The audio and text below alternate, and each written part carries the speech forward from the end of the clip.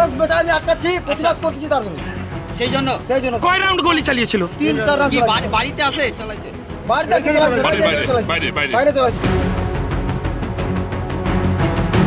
মাদক বিক্রির প্রতিবাদ করায় প্রাণনাশের চেষ্টা, প্রতিবাদীকে লক্ষ্য করে গুলি চলল শিলিগুড়ির দেবীডাঙ্গায়। ওর বাড়ি কোথায়? ওর বাড়ি রোডের ওই পাশে আছে। সে কি করে? সে কোনো কাজ না, ড্রাগস ডিলার ড্রাগস বেচে, ওর কাজই এইটা, আর কোনো কাজ নাই ওর। ড্রাগসের প্রতিবাদ করার জন্য আপনার উপরে ফায়ারিং করা হয়েছে? আমার উপর ফায়ারিং করছে। জানা গেছে দীপক কামতি এলাকার অন্যতম ত্রাস, সরাসরি মাদক কারবারের সঙ্গে যোগ রয়েছে তার। এমনকি এলাকার দোকানপাট থেকে তোলা আদায় করত দীপক ও তার দলবল। তারই প্রতিবাদ জানিয়েছিলেন এলাকার বাসিন্দা ভোলা বারুই। শুক্রবার ভোলা প্রতিবাদ জানাতেই তার উপর ধারালো অস্ত্র দিয়ে আক্রমণ করা হয়।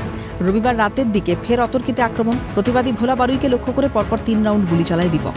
শুক্রবার হাটের মধ্যে চাকু নিয়ে আসছিল, বুলেটের মধ্যে যে ফটো আছে আমার কাছে, ওর বুলেটের মধ্যে চাকু নিয়ে আসছিল। তো দোকানদারদের থেকে জিটি চাচ্ছিল, জিটি দাদাগিরি তো ট্যাক্স। তো আমরা বাজার দেখি, আমরা সামলাই বাজারটা। তো আমরা ওকে বললাম, ভাই বাজার থেকে অনেক দূর দূর থেকে লোকরা আসে, এগুলো করা ভালো না বলছি, আমার উপরে চাকু মারছে। এই যে রবিবার হয়ে গেল, রবিবারে ভ্যান আসলো এখানে ইনকোয়ারি করে দীপুকে আবার ফোন করলো, দীপুর সঙ্গে এখানে কথা বলে দীপুকে অ্যারেস্ট না করে চলে যাওয়ার পরে আমাকে দীপু মেসেজ করছে আমাকে, আমার ছেলেকে মারিয়ে দেবে 2 দিনের মধ্যে। এই যে রাত্রেবেলা আমাকে ফোন করলো, দাদা আমার বাড়িতে ফায়ারিং করছে 3টা, আমার বাড়িতে 3টা ফায়ারিং করছে, আমার বউর উপরে বন্দুক দেখাচ্ছে।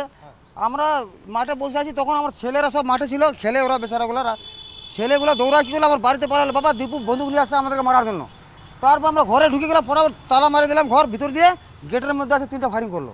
তড়িঘড়ি প্রধাননগর থানার পুলিশকে খবর দেয় এলাকাবাসী। ঘটনাস্থল থেকে দীপককে গ্রেপ্তার করে পুলিশ। ঘটনাস্থল থেকে পিস্তল, গুলির খোল উদ্ধার করে পুলিশ আধিকারিকরা। রাতের ঘটনার পর সোমের সকাল থেকে এখনও থমথমে এলাকা। সোমবার এলাকা জুড়ে দোকানপাট বন্ধ রেখে বন্ধের ডাক দেয় বাজার কমিটি। কোথায় নিরাপত্তা? প্রতিবাদ করতেই হামলা, খুনের চেষ্টা। প্রতিবাদ করেছি, এটা হলো ওর খার।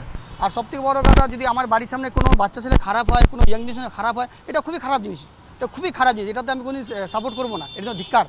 তো আমার মন্দিরের পাশে, আমার ক্লাবের সামনে কেউ ড্রাগস বেঁচে যাবে, ছেলেরা খারাপ হয়ে যাবে, নিজের চোখে দেখবো, চোখ আড়াল করছিল তো হবে না। কারণ এই জিনিসটা প্রতিবাদ করতে এক না একজনকে আগাতে হবেই।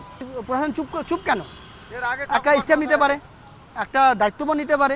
উনিকে যদি ফ্রাইডে অ্যারেস্ট করতো, তাই এই জিনিসটা ঘটতো না। এটা প্রশাসনের কাছে রিকোয়েস্ট, যে কেউ আপনাকে এফআইআর দিচ্ছে, ওটাকে নেগলেক্ট করুন না। সোমবার সকালে দীপকের এক সাগরেদকে হাতে ধরে ফেলে পুলিশ। প্রশ্ন করতেই এড়াতে শুরু করে ওই যুবক। তাকে ধরে বেদম প্রহার দিয়ে পুলিশের হাতে তুলে দেয় এলাকাবাসী। दीपू काम का ड्रग्स बेचने वाला ये है, ये जे डेली घूमता है, इतना तो 100 लड़की लेके आई है। नहीं है। तू ड्रग्स कौन बेचता है बोल? दादा कौन बेचता है बोल? नहीं मारा तेरे को बोल। प्रॉमिस दादा हम कौन बेचता है? तू खाता कि नहीं खाता? नहीं खाता ये झूठ बोलता है। प्रॉमिस दादा तो यहाँ क्या करना है? ये उसे घर यहाँ क्या करना है? तू यहाँ दादा साथी को सब ड्रग्स बेचने वाला सारे, ये लोग 4 जन आए ड्रग्स बेचने वाला यहाँ पर खाने वाला ये भी खाई लोग। एक तो पुलिस के लोग कौन है? इतना तो पिंकी तो घूमता है दीपू लोग के साथ, तुम लोग कौन है? गाड़ी का कागज है, गाड़ी का कागज भी नहीं है। अभी तक हम बोले कि एक एनमिटी था रिगार्डिंग लैंड मैटर्स और लैंड प्रॉपर्टी रिलेटेड, ये प्राइमरीली आया है। बाकी और कुछ इशू है क्या नहीं है, ये ड्यूरिंग इन्वेस्टिगेशन पता चलेगा। सर ये इसका क्रिमिनल रिकॉर्ड प्राइमा फेसी पता चला कि इसका क्रिमिनल रिकॉर्ड है। बाकी कौन कौन केस है, क्या केस है, वो ड्यूरिंग इन्वेस्टिगेशन हम और निकालेंगे, उस हिसाब से पता चलेगा। কেন অনৈতিক কাজকর্মে ঝোঁক বাড়ছে যুব সমাজের? কেন বাড়ছে অপরাধের সংখ্যা? অল্পতেই প্রাণ কাটতে উদ্যত হচ্ছে মানুষ।